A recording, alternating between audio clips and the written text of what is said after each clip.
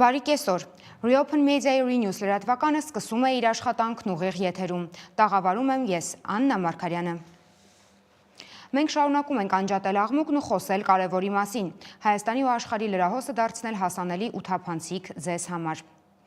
Վարչապետի այսօրվա որոշմամբ Արմեն Աբազյանն ազատվել է ԱԱԾ տնօրենի պաշտոնից։ Տնօրենի պարտականությունների կատարումը ժամանակավորապես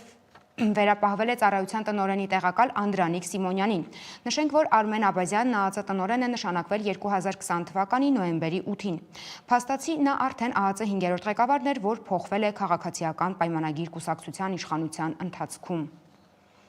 Ազգային ժողովում լրագրողների հետ զրույցում վարչապետ Նիկոլ Փաշինյանը պատասխանելով հարցին, թե ինչու է աշխատանքից ազատվել Արմեն Աբազյանը, ասել է, որ նա իր վարչապետության օրոք ամենաերկարն է եղել ԱԱԾ տնօրենի պաշտոնում եւ պաշտոնավարման ողջ ընթացքը եղել է չափազանց բարդ։ Ես կարծում եմ նա արժանացել է նրան, որ մի քիչ հանգստանա, ասել է նա։ Ինչ վերաբերում է հարցին, թե Աբազյանը հրաժարվել է որևէ հանձնարարություն կատարել, թե վարչապետն ասել է, չէր կարող ԱԱԾ տնօրենը հրաժարվել իմ որևէ հանձնարարությունը կատարել։ Գիշերը ժամը 3-ի սահմաններում Կարապետյանը դուրս է եկել առանձնատնից եւ իրավապահների հետ հեռացել։ Կարապետյանի կարգավիճակը հայտնի չէ։ Նրան ուղեկցում էր փոխոստիկանապետ Վարդան Վարդանյանը, որը լրագրողների հարցերին չի պատասխանել։ Մամուլում տեղեկություններ են հայտնվել, որ նա քննչական կոմիտեում է։ Իմ գործընկեր Սիմոն Հովհաննիսյանը մինչև ուշ գիշեր եղել է իրադարձությունների կիզակետում Կարապետյանի առանձնատան մոտ։ Դիտենք նրա ռեպորտաժը։ Գիշերը գործարար Սամվել Կարապետյանը ձերբակալվեց։ Հեռացավ փոխոստիկանապետի հետ ճպիտների եւ ծափերի ուղեկցությամբ։ Իրավապահների ուղեկցությամբ գնացել են նաեւ Սամվել Կարապետյանի որդին Նարեկ Կարապետյանը եւ եղբայրը Կարեն Կարապետյանը։ Ամեն ինչ սկսվեց Սամվել Կարապետյանի հարցազրույցից։ Ինչ կարծիք ես պետք է ունենամ, եթե մի փոքրիկ խմբակ մոռանալով հայոց պատմությունը, հայ եկեղեցու հազարավոր տարիների պատմությունը հարձակվել է հայ եկեղեցու վրա, հայ ժողովրդի վրա, քանի որ ես միշտ եղել եմ հայոց եկեղեցու կողքին ու հայ ժողովրդի կողքին, ունենալու եմ անմիջական մասնակցություն, եթե չհաջողվի քաղաքական գործիչներին, ուրեմն մենք էլ մեր ձևով ենք մասնակցելու այդ ամեն ինչին։ Այս խոսքերն իշխանության ամենաբարձր մակարդակով լավ չէին ընդունել։ Մասնավորապես վարչապետ Նիկոլ Փաշինյանը Կարապետյանին ուղղված մի քանի հրապարակում է արել նշելով. Հիմա ես քեզ իմ ձևով կմիջամտեմ ստահակ, ավելի ճիշտ ձեզ։ Փաշինյանը նաև գրել էր. բա միջամտի արա, ինչ ես չուլանում պաղկվել։ Սամվել Կարապետյանը երեկոն տանն է անցկացրել, իսկ տան մոտ հավաքվել էին աջակիցները, հարազատներ, բարեկամներ, գործող եւ նախկին պատգամավորներ։ Սամվել Կարապետյանի եղբոր Կարեն Կարապետյանի համոզմամբ ԱԱԾ-ին էին սպասում։ Դե ինչ շշում էլ ուզում ալն է, երբ որ հիմնական հենասյունն է վտանգի տակ դրած է, էլ ինչ շշում։ Գան սաղից տունը մտնեն նոր հասկանանք ինչ է կատարվում։ Իրավապահները գիշերը 3-ին միայն եկան եւ ուղեկցեցին Կարապետյաններին բաժին։ Թքած ունեմ իրանց վրա էլ, իրանց էլեկտրական ցանցի վրա էլ, ամեն ինչ լավ ալնելու։ Ժողովուրդը մեկը իր խոսքը ասելու է։ Որևէ կապ ունի, թե չէ, չգիտենք, բայց առավոտյան վարչապետի հրամանով պաշտոնից ազատվեց ազգային անվտանգության ծառայության պետ Արմեն Աբազյանը։ Փաշինյանը պաշտոնակությունից բացի առավոտյան նաև հայտարարությամբ է հանդես եկել։ Կարծում եմ հասունացել է պահը, երբ Հայաստանի էլեկտրական ցանցեր ՓԱԿ բաժնետիրական ընկերությունը պետք է ազգայնացվի, պետականացվի։ Իշխանական տարբեր մակարդակներում եւ ամբիոններում Սամվել Կարապետյանին ուղարկված մեղադրանքներին ի պատասխան պաշտպանական հայտարարություններ էին անում Մայրաթորը, Հայաստանի Հանրապետական կուսակցությունը, Ռուսաստանի արտգործնախարարության խոսնակը, Ռուսաստանաբնակ հայ եւ ռուս մի շարք գործիչներ։ Նույնիսկ Կալուգայի հերոստատեսությունը, որի մեկնաբանները փնտրում էին Փաշինյանի մատնանշած Նիժնի Տապր գյուղը եւ չէին գտնում։ Սիմոն Հովհաննիսյան, Գևորգ Սիանոսյան, Reopen Media։ Նախկին վարչապետ Կարեն Կարապետյանն անդրադարձել է գործարար Սամվել Կարապետյանի ձերբակալությանը։ Այն ամենը, ինչ այսօր կատարվում է Սամվել Կարապետյանի ու նրա ընտանիքի նկատմամբ, ամոթալի է, անթույլատրելի եւ անպատվաբեր ցանկացածի համար, բայց նախ եւ առաջ մեր երկրի համար, գրել է նախկին վարչապետը եւ զորակցություն հայտնել նրա բառերով իր լավ ընկերոջն ու բարեկամին։ Կարապետյանը կոչ է արել Հայաստանի իրավապահ համակարգի պատասխանատուներին գործել օրենքի ու տրամաբանության շրջանակներում։ Ինչպես նշեց գործընկերս Նիկոլ Փաշինյանը, հերթական գրառմամբ հայտնել է Հայաստանի էլեկտրական ցանցեր ընկերությունը պետականացնելու մտադրության մասին։ Կարծում եմ հասունացել է պահը, երբ Հայաստանի էլեկտրական ցանցերը պետք է ազգայնացվի, պետականացվի։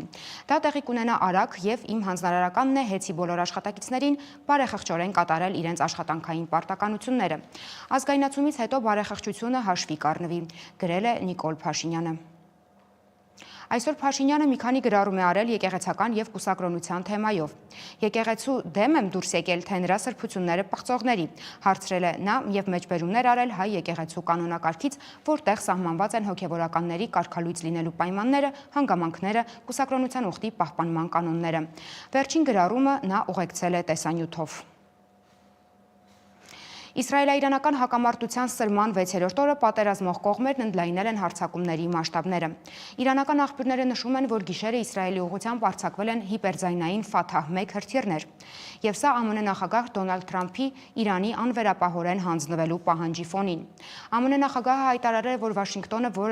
որևէ դեր չի ունեցել Իսրայելի ռմբակոծության արշավում, բայց նաև զգուշացրել է Իրանին, որ իր համբերությունը սպառվում է։ Իսրայելը լայնածավալ ավիացիաներ է հասցրել Իրանի ռազմական եւ միջուկային օբյեկտներին, այդ թվում Թեհրանի, Սպահանի, Նաթանզի շրջակայքում։ Իրանի առաջնորդ Ալի Խամենեին հայտարարել է. «Պատերազմը սկսվում է»։ Աշխարհի ցնչող խաղաղության ու կրակի դադարեցման կոչերի ֆոնին ամեն օր Իրան-Իսրայել հրթիռային հարվածների ինտենսիվությունը միայն աճում է։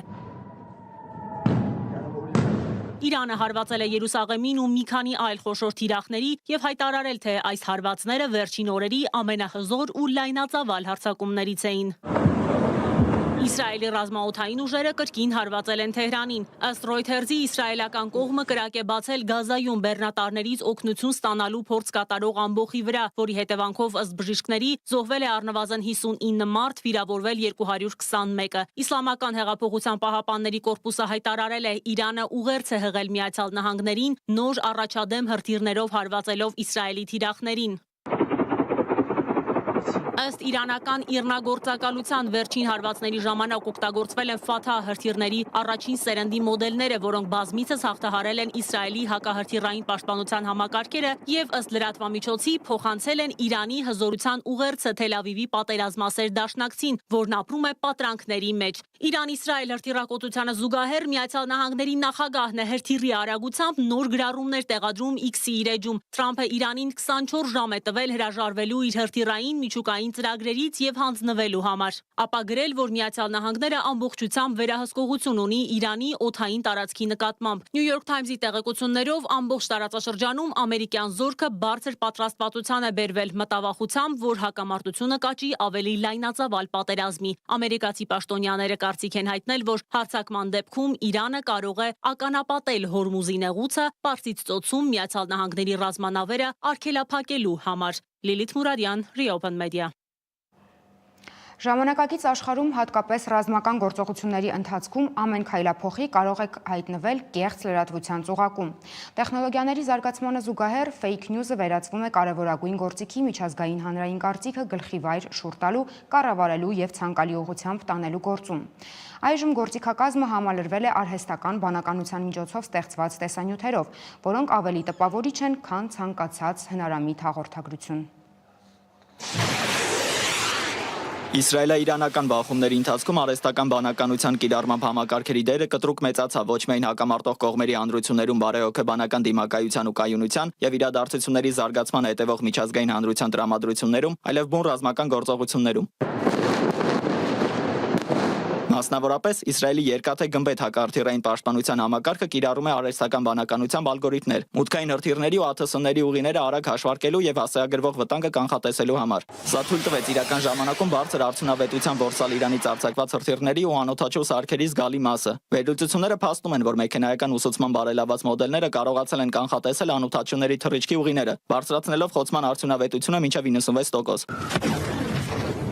Մոսադը նախապես գաղտնի ներմուծել ու Իրանի տարածքում տեղակայել էր հարվածային ԱԹՍ-ների պարսեր, որոնք հարվածեցին Թեհրանի մերձակայքում գտնվող իրանական հրթիռային կայաններին։ Նմանատիպ գործողություն վերջերս իրականացրել էր նաև Ուկրաինան։ Նման հնարքը ամենայն հավանականությամբ իրականացվել է արհեստական բանականության օգնությամբ։ Միաժամանակյա բազմաթիրախ հարձակումը համակարգելու նպատակով։ Տեղեկատվական ճակատում երկու կողմերն էլ ակտիվորեն կիրառում են արհեստական բանականության վրա հիմնված տեխնոլոգիաներ, հասարակական կարծիքը իրենց օգտին շրջելու եւ հակառակորդի տեղեկատվական դաշտի աշխատանքը խաթարելու համար։ Իսրայելի պաշտպանության բանակը օգտագործել է իրական ժամանակում թարգմանող արհեստական բանականության գործիքներ, որպիսի սեփական ուղերձները մի քանի րոպեի ընթացքում փոխանցվեն պարսկալեզու կամ արաբալեզու լսարաններին։ Համացանցում ակտիվ տարածվում է մի հայտարարություն։ Կոչ են կանում Թել Ավիվի բնակիչներին անհապաղ լքել քաղաքը։ Այն վերագրվում է իսլամական հեղափոխության պահապանների կորպուսին։ Պաշտոնական աղբյուրներում նման կոչի մասին տեղեկություններ չկան։ Տեղեկատվական դաշտում արհեստական բանականությունը խորացրեց տեղեկատվական ճգնաժամը, դժվարացնելով ճշմարտության բացահայտումը։ Նման մեթոդները ցույց են տալիս, որ արհեստական բանականությունը ոչ միայն ռազմական, այլև հոգեբանական պատերազմի գործիք է, որի ազդեցությունը կշարունակի անշեղորեն աճել։ Դավիթ Գենջոյան, Reopen Media։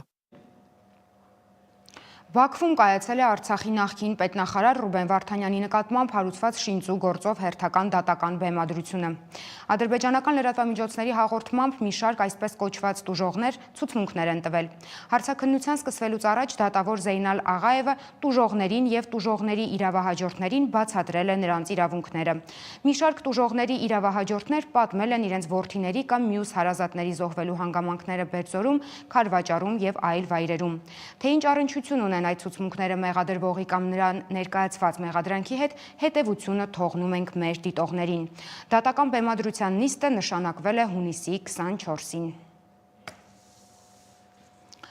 Գազայում բեռնատարներից օգնություն ստանալ փորձող ամբոխի ուղղությամբ իսրայելական կրակի հետևանքով ըստ պաղեստինցի բժիշկների զոհվել է առնվազն 59 մարդ, վիրավորվել 221-ը։ Իսրայելական բանակը հաստատել է, որ կրակ է բացել տարածքում եւ հայտարարել է, որ հետաքննում է միջադեպը։ Ռոյթերզի հետ զրույցում ականատեսները հայտնել են, որ իսրայելական տանկերը առնվազն 2 արգ են արձակել հազարավոր մարդկանց ամբոխի վրա, որոնք հավաքվել էին Խան Յունիսի միջոցով անցնող գլխավոր արևելյան ճանապարհին, հույս ունենալով սնունդ ստանալ այդ երթուղով անցնող օգնություն բերող բեռնատարներից։ Եվրոպան ընդմիշտ փակում է ռուսական գազի ծորակը, հայտարարել է Եվրամիության դիվանագիտական ղեկավար Կայա Կալասը։ Նրա խոսքով Բրյուսելը մտադիր է 2027 թվականից ընդմիշտ հրաժարվել ռուսական գազից, որպեսզի Մոսկվան էներգետիկ լծակը որպես զենք չօգտագործի Եվրոպայի դեմ։ Մոսկվայի մարզի արբիտրաժային դատարանը որոշել է Դոմոդեդովո օդանավակայանը բռնագրավել պետության օգտին։ Դատարանի որոշումն ուժի մեջ է մտել անմիջապես։ Այս ժամի համար նախատեսել էինք այսքանը։ Եթերում ենք լինելու ժամեր անց 15:00-ին։ Դուք կարող եք հետևել Reopen Media-ի լրատվական բաժնի հոսքերին YouTube, Telegram, Instagram, X եւ Facebook հարթակներում։ Մեր երիտասարդ թիմին աջակցելու համար դուք կարող եք նաեւ հանգանակություններ անել Reopen.media հարթակում Donate կոճակի միջոցով։ Տաղավարում աշխատեց Աննա Մարգարյանը։ Առայժմ